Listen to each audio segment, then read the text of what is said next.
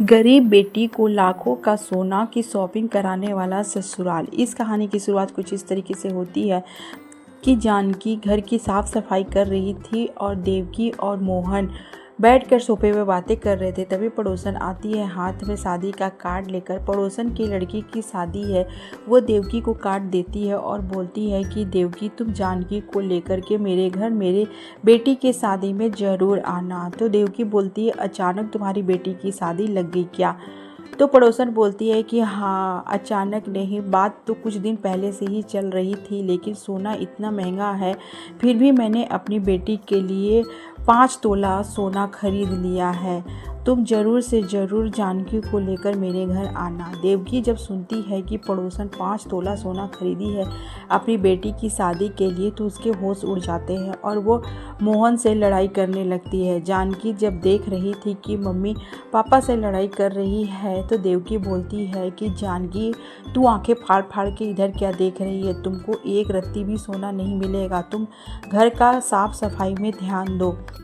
देवकी उठती है और जल्दी से जाकर अपना कबर्ड खोलकर देखती है तो कान का सोने का रहता है, लेकिन उसके पास अंगूठी नहीं रहता है। देवकी सोचती है कि मैं अपनी पड़ोसन की बेटी की शादी में जाऊंगी और मेरे पास एक सोने की अंगूठी नहीं है। तभी मोहन वहां पे आता है तो देवकी बोलती है कि मुझे सोने की अंगूठी चाहिए। तो मोहन बोलता है, सोना बहुत ज़्यादा महंगा है और मेरे पास इतने पैसे भी नहीं है। तो देवकी बोलती है कि मैं तुमसे शादी कर कर बहुत बड़ी गलती की हूँ अपनी ज़िंदगी का। एक तो तुम हमसे 2 गुना बड़े हो और मैं तो सोच रही थी कि ज़्यादा उम्र का आदमी रहेगा तो मेरी खुशियों का ख्याल रखेगा, लेकिन तुम को तो बिल्कुल भी होश नहीं है। तभी मोहन पुरानी बातें सोचने लगता है कि उसके दोस्त लोग बोलते हैं कि मोहन, तुम दूसरी शादी मत करो, लेकिन मोहन अपने बच्ची की परवरिश के वजह से देवकी से शादी किया था। तो उसके फ्रेंड लोग बोल रहे थे कि मोहन, कम उम्र की लड़की से शादी करोगे, अगर उसकी अगर ज़रूरत का तुम ख्याल नहीं रखोगे तो वो कुछ गलत कदम उठा लेगी। मोहन का भ्रम टूटता है और वो देवकी को खोजते हुए छत पे जाता है। वो छत के किनारे खड़ी थी तो मोहन बोलता है, देवकी चलो, मैं तुम्हें अंगूठी दिलाता हूँ सोने का। देवकी खुश हो जाती है। वो तैयार होकर नीचे उतरती है और अपनी बेटी जानकी को बोलती है, जानकी मेरे साथ मार्केट चलो, क्योंकि मुझे सब्जी लाना है, मैं भारी झोला नहीं उठा पाऊंगी। जानकी की सौतेली माँ थी देवकी। देवकी जानकी को लेकर के सुनार के यहाँ जाती है और अंगूठी पसंद करने लगती है। देवकी सोचती है कि मैं सबसे बड़ा वाला ही अंगूठी लूँगी, लेकिन जानकी कोने में खड़ी होकर के देख रही थी। जानकी की हिम्मत नहीं थी कि वो अपनी माँ से बोल सके कि माँ मुझे भी कुछ दिला दो। देवकी सारा शॉपिंग कर लेती है और फिर सब्जी मंडी जाती है और 2-3 झोला सब्जी खरीदती है और जानकी को थमा देती है, ये लो जानकी, झोला उठाओ और चुपचाप घर चलो। अगले दिन देवकी अच्छे से तैयार होकर अपने सोने की अंगूठी पहनकर और कान में गोल्ड रिंग पहनकर जाती है शादी में, जानकी को साथ में लेकर। जानकी को कुछ भी नहीं थी पहनने के लिए। जब पड़ोसन की बेटी को देखती है देवकी के पूरे सोने से लदी है, तो वो पड़ोसन से पूछती है कि क्या तुम्हारी बेटी का रिश्ता बहुत अमीर घर हुआ है क्या? तो पड़ोसन बोलती है कि हाँ, मेरी बेटी का रिश्ता बहुत अमीर घर हुआ है। मैं तो 5 तोला ही सोना दे रही थी, लेकिन उसके ससुराल वाले इतने ज़्यादा अमीर है कि मेरी बेटी को सर से लेके पांव तक सोना से ढक दिया। जानकी सोचती है कि काश मेरा भी शादी ऐसे ही परिवार में होता जो मुझे भर भर कर सोना देता। देवकी सुन लेती है जानकी की ये बातें और जानकी का हाथ पकड़ती है और बोलती है, जानकी, सपना से हटो और चुपचाप घर चलो। तुम्हारे जैसे गरीब के साथ कोई भी अमीर लड़का शादी नहीं करेगा और ना ही तुम्हें कोई सोना का रिंग तक नहीं देगा। चुपचाप चलो मेरे साथ घर। दूसरी तरफ सुमित्रा बड़े से घर में बड़े से शीशे के सामने बड़ा सा हार पहनकर अपने आप को निहार रही थी और वह किटी पार्टी में जाने के लिए तैयार हो रही थी। बार बार उसकी फ्रेंड का कॉल आ रहा था। वो जल्दी वो नीचे उतरती है। सुमित्रा की आवाज़ सुनकर कौशल्या आवाज़ लगाती है, सुमित्रा, सुमित्रा, जरा इधर आना। तुम तो मेरे पास आती भी नहीं हो, तुम्हारे पास तो बिल्कुल भी टाइम नहीं है मेरे लिए। तो सुमित्रा बोलती है, मैं क्या बताऊँ भाभी, आप तो सारा दिन बिस्तर पे रहती हैं, आप तो चल फिर नहीं सकती। मुझे किटी पार्टी में जाना है, लेट हो रहा है।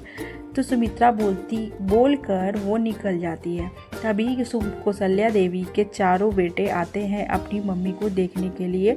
तो सुमित्रा बोलती है, अच्छा राम, राज, राहुल, पिंकू, तुम लोग सब अपनी मम्मी को देखने जा रहे हो, जाओ जाओ। और हाँ, ये देखो मेरा सोने का हार कैसा लग रहा है।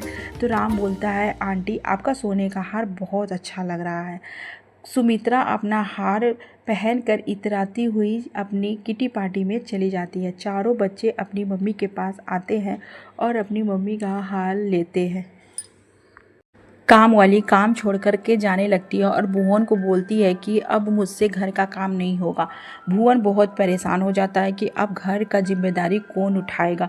कौशल्या देवी बोलती है कि आप लड़की देखिए, राम की शादी करा देते हैं, एक बहू आ जाएगी तो कम से कम खाना का जिम्मेदारी तो ले लेगी।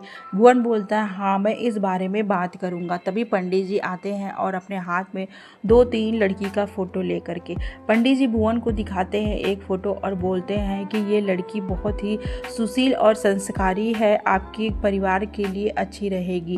तो भुवन बोलता है, पंडित जी ऐसे तो बहुत रिश्ते आए और गए, कोई भी अपनी लड़की देने को तैयार नहीं है, यहाँ पे कोई औरत नहीं है और मेरी पत्नी बिस्तर पे पड़ी है इसकी वजह से। तो पंडित जी बोलते हैं कि कोई बात नहीं है, ये जानकी बहुत ही सीधी और सुशील संस्कारी है, घर का काम काज भी अच्छे से संभाल लेगी। तो भुवन बोलता है कि अगर कोई लड़की गरीब भी होगी तो चलेगी। तो पंडित जी बोलते हैं कि हाँ, ये लोग ज़्यादा पैसे वाले नहीं हैं लेकिन फिर भी अच्छे हैं, इनके घर आपका रिश्ता हो जाएगा। तो पंडित जी के कहे अनुसार चारों बच्चे अपनी मम्मी को ये सारी बातें बताते हैं। कौशल्या देवी खुश हो जाती है।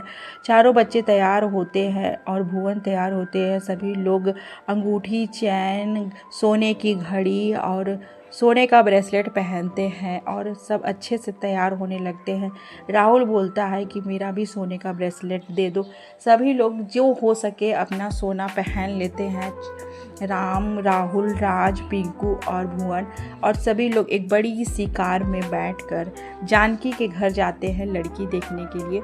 लड़की को देखते हैं, जानकी पानी लेकर के आती है और सभी को देती है पीने के लिए। सभी लोग चाय पीते हैं, पानी पीते हैं, नाश्ता करते हैं।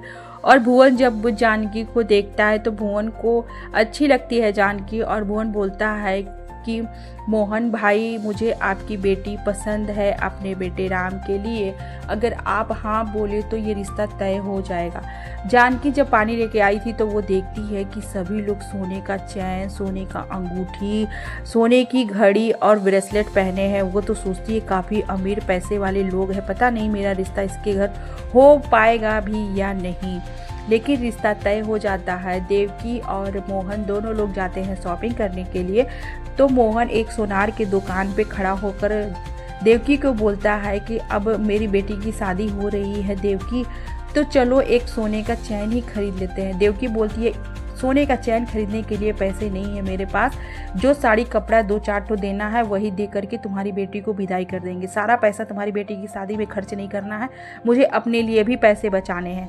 मोहन कुछ नहीं बोलता है, चुपचाप घर आ जाता है। सारा खर्च भुवन के परिवार वाले उठाते हैं और जानकी का विवाह राम के साथ हो जाता है और वो एक बड़े से मकान में, बड़े से फैक्ट्री के मालिक के घर में बहू बन कर के आ जाती है। अच्छे से चारों भाई और पिताजी मिलकर जानकी का वेलकम करते हैं और चारों भाई जब आपस में बातें कर रहे थे कि चलिए सारे चीज़ों का हम लोग पैसा चुकता कर देते हैं, तो चारों भाई और पापा चले जाते हैं पैसा चुकता करने। तो पड़ोसन लोग बैठी थी तो सुमित्रा से बातें करती है कि क्या हुआ बहन जी, नई बहू आपके घर आई है लेकिन एक भी सोना नहीं पहनी है। तो सुमित्रा बोलती है कि हाँ बहन जी, आप बिल्कुल सही कह रही हैं, जानकी तो अपने साथ कुछ भी सोना लेकर के नहीं आई है। मैं तो सोच रही थी कि जानकी आएगी तो अपने साथ बहुत ढेर सारा सोना लेकर के आएगी, लेकिन एक तो अंगूठी भी नहीं लाई है सोने का। तो जानकी अपने मन में सोचती है कि मेरे घर वाले सोना नहीं दिए तो आप लोग कौन सा हमको सोना दे दिए, आप लोग भी तो कुछ भी नहीं दिए।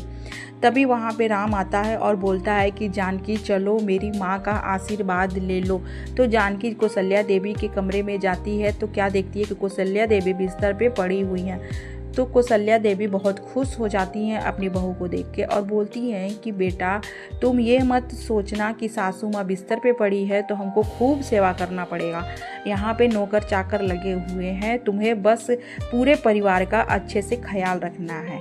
तो जानकी बोलती है कि कोई बात नहीं है मम्मी जी, मैं पूरे घर को अच्छे से संभालूंगी और मैं आपका भी सेवा करूंगी।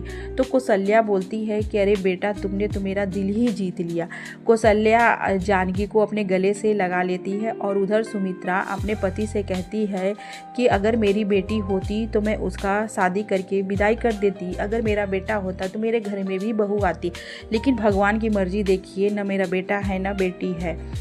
तो सुमित्रा के पति बोलते हैं कि कोई बात नहीं है, ज़िंदगी में सबको सब कुछ नहीं मिलता है, इसके लिए मन छोटा करना ठीक नहीं है। जानकी बहू अच्छे से तैयार होकर किचन में आती है और चाय बनाती है और जाकर चाय अपनी मम्मी जी को देती है पीने के लिए और उन्हें उठाकर बैठाती है, उनका पूरा कपड़ा चेंज करती है और गीले टॉवेल से उनका शरीर साफ करती है, नया वस्त्र पहनाती है, बाल झाड़ती है और अच्छे से तैयार करके उनको बैठाती है। कौशल्या देवी खुश हो जाती है कि अरे बेटा तुमने तो मेरा सेवा करना स्टार्ट कर दिया, लेकिन बेटा मेरा तुम सेवा मत करो, बस तुम घर परिवार का ध्यान रखो और टाइम से सबको खाना नाश्ता दे दो। तभी चारों भाई उठकर आते हैं तैयार होकर के ऑफिस जाने के लिए। तो भुवन बोलता है कि जानकी अगर तुमने सासू माँ को चाय पिला दिया तो बेटा हम लोगों का भी नाश्ता लगा दो। तो जानकी तुरंत जाती है किचन में और सभी के लिए आलू का पराठा, धनिया की चटनी और बूंदी का रायता, सैलेड और मीठे में खीर बनाती है और सभी को देती है खाने के लिए। जानकी के हाथ का बना हुआ खाना सभी लोग खाते हैं तो बहुत ज़्यादा खुश हो जाते हैं कि अरे वाह, जानकी के हाथों में तो बिल्कुल माँ वाला टेस्ट है, जानकी तो तुम बहुत अच्छा आलू का पराठा बनाई हो। भुवन बोलता है कि बेटा तुमने बहुत अच्छा नाश्ता बनाया है। सभी लोग नाश्ता करते हैं, अपना टिफ़िन लेते हैं और अपने ऑफिस चले जाते हैं। तभी काम वाली आती है तो जानकी बोलती है काम वाली से कि आज से तुम्हारी छुट्टी। काम वाली बोलती है क्यों? तो जानकी बोलती है अब मैं इस घर को संभालूंगी, तुम जाओ। जानकी तुरंत झाड़ू उठाती है, पूरे घर की डस्टिंग करती, क्लीनिंग करती है, पोछा मारती है और फिर दोपहर का खाना बनाती है और सभी को खिलाती है। रात में डिनर के समय जानकी बहू कौशल्या देवी को उठा कर लाती है और डाइनिंग टेबल पर बैठाती है और सभी के साथ खाना परोस कर देती है खाने के लिए। तो कौशल्या देवी को बहुत अच्छा लगता है अपने परिवार के साथ बैठकर खाना खाना। तो राहुल बोलता है कि भाभी आपको कैसे पता कि मुझे आलू की सूखी सब्जी पसंद है? तो राज बोलता है कि भाभी आपको कैसे पता कि मुझे मटर पनीर की सब्जी पसंद है?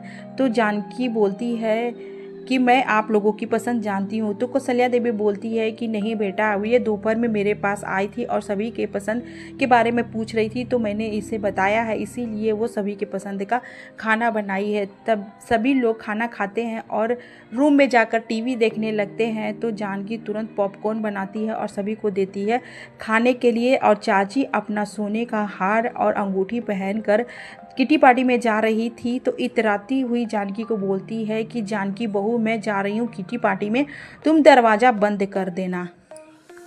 राज बोलता है कि राम भैया जितने अमीर आंटी लोग हैं उतने ही अमीर हम लोग हैं, लेकिन आंटी अपने गहनों का दिखावा कितना करती है। इतना बोलकर सभी लोग हंसने लगते हैं। जानकी बहू जब रूम में आराम कर रही थी तो चाची जी आती हैं और बोलती हैं कि जानकी अगर फ्री हो तो मेरे साथ शॉपिंग करने सोनार की दुकान चलो। तो जानकी तैयार होकर सोनार की दुकान जाने लगती है, लेकिन आंटी के हाथ में चोट लगा था। तो जानकी बोलती है कि आंटी आप बैठिए, मैं कार चला लेती हूँ। तो आंटी बोलती हैं कि जानकी तुम्हें कार चलाना आता है क्या? तो जानकी बोलती है मेरी फ्रेंड के पास कार था तो मैंने ड्राइव करना सीख लिया। जानकी लेकर के जाती है सोनार की दुकान और ढेर सारा शॉपिंग करती है कौशल्या देवी, लेकिन जानकी को कुछ भी नहीं दिलाती हैं। जब वो अंगूठी पसंद कर रही थी तो जानकी बोलती है कि आंटी जी ये वाली डिज़ाइन लीजिए, ज़्यादा अच्छी लग रही है। तो सुमित्रा बोलती है कि तुम तो अपने साथ एक भी गहना लेकर के आई नहीं हो, तुम्हें क्या फ़र्क है गहनों की? तुम चली हो मुझे बताने के लिए। वो इतना तेज़ से बोलती है कि जितने भी कस्टमर थे सभी लोग जानकी की ओर देखने लगते हैं, लेकिन जानकी को इस बात का बुरा नहीं लगता है। वो अपनी आंटी को शॉपिंग कराती है और कार से घर लेकर के आती है। जानकी जब घर आती है तो राम जानकी के लिए ढेर सारा साड़ी लेकर के आया था। वो बोलता है कि जानकी चलो मैं तुम्हें कुछ दिखाता हूँ। जानकी जब कमरे में जाती है तो राम उसके लिए कम से कम 10 साड़ी लेकर के आता है। तो जानकी सोचती है बस साड़ी ही देंगे इन लोग, एक भी सोने का गहना नहीं दे रहे हैं। चलो जाने दो, कोई बात नहीं है, लेकिन इस घर में मान सम्मान तो बहुत है। वो आ जाती है किचन में और फिर खाना बनाने लगती है। तभी उसका देवर आता है और बोलता है भाभी आपने मेरा कपड़ा प्रेस कर दिया। एक भाई बोलता है कि भाभी मेरा फाइल कहाँ है, वो बता दीजिए। जानकी सभी परिवार का अच्छे से ख्याल रखती है। वो सासू माँ के कमरे में जाती है और सासू माँ का बाल में कंघी करती है, उनका कपड़ा चेंज करती है और फिर उन्हें अच्छे से साफ सुथरा कर सुला देती है। तो कौशल्या देवी बोलती है कि बेटा तुम्हारी आंटी 2 दिन से दिखाई नहीं दे रही है, जाओ उनके कमरे में देख लो, उनका हाल चाल तो सही है। जानकी खाना बनाती है और फिर अपने आंटी के कमरे में जाती है तो क्या देखती है कि सुमित्रा सोई थी, उसे बुखार था। वो बोलती है क्या हुआ आंटी, आपने हमें आवाज़ देकर क्यों नहीं बुलाया। तो सुमित्रा बोलती है नहीं बेटा, बस थोड़ी सी थकान है।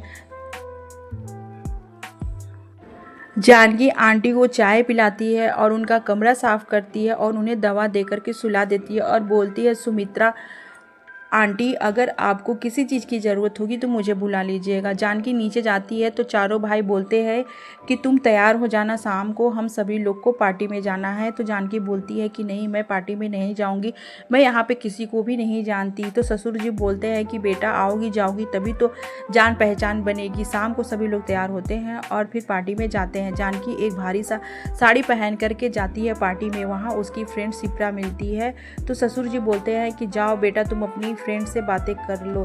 तो शिप्रा बोलती है कि मैंने सुना है कि तुम्हारा बहुत अमीर घर शादी हुआ है, लेकिन तुम तो एक भी सोने का गहना नहीं पहनी हो। तो जानकी बात को छुपाते हुए बोलती है कि अरे क्या बताऊं मैं, मेरे पास तो बहुत ढेर सारा सोने का गहना है, लेकिन मुझे पार्टी में सोने का गहना पहनकर आना पसंद नहीं था, इसीलिए मैंने नहीं पहना।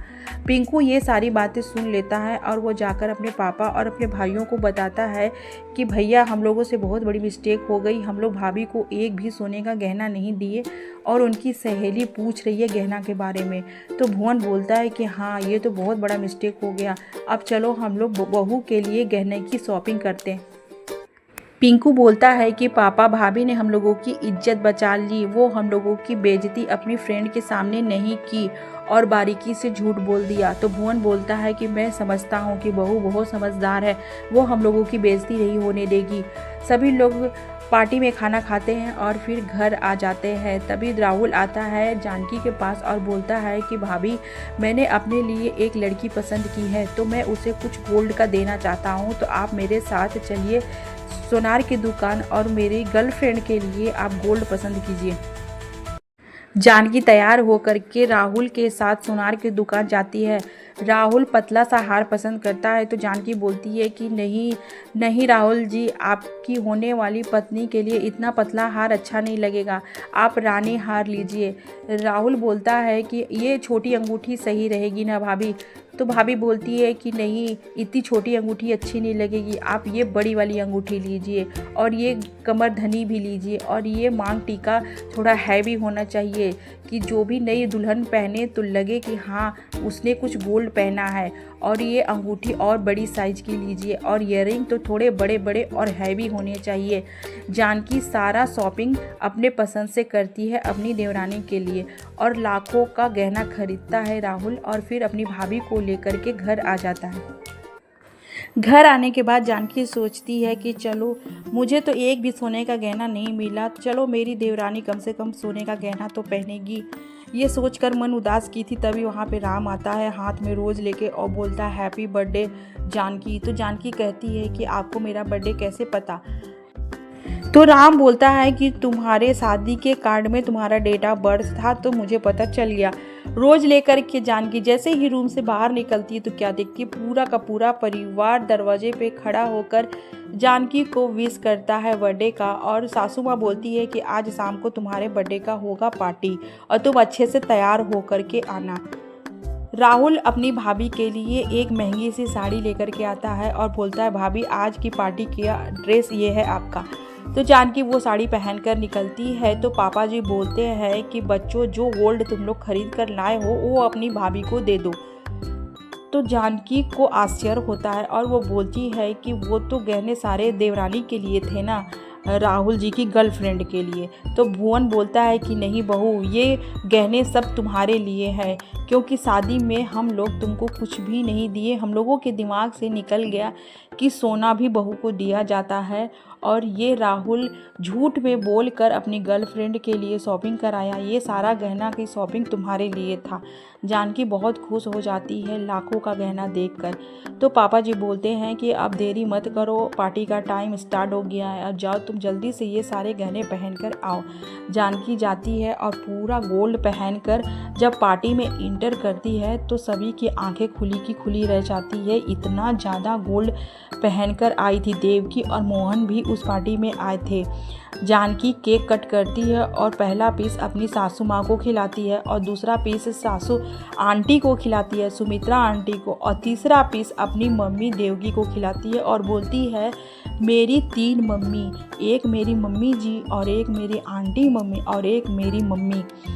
वो इतना बोलकर अपनी मम्मी के पास जाती है और अपना रानी हार निकाल कर अपनी मम्मी को पहना देती है और बोलती है कि मम्मी, मैं जानती हूँ कि आपका बहुत सपना था रानी हार लेने का, लेकिन पापा का पोजीशन नहीं था कि वो आपको रानी हार दिला सके। मैं आपको ये रानी हार गिफ्ट देती हूँ। देवकी की आंखों में आंसू आ जाता है। वो अपना हार उतारती है और फिर जानकी को देती है और बोलती है कि बेटा, मुझे माफ़ कर दो। मैं तुम्हारी सौतेली माँ हूँ, लेकिन मैं कभी भी तुम्हारी माँ नहीं बन सकी। हर कदम पे, हर वक्त मैंने तुम्हारा अपमान किया और तुम मुझे इतना सम्मान दे रही हो। मुझे माफ़ कर दो बेटा। मैंने तो तुम्हें एक सोने का अंगूठी तक नहीं दिया और तुम्हारे ससुराल वाले लाखों का गहना दिया। जानकी अपनी मम्मी को गले से लगाती है और बोलती है, बीती बातों को मम्मी भूल जाओ और इस रिश्ते की फिर से शुरुआत करते। सभी लोग हंसी खुशी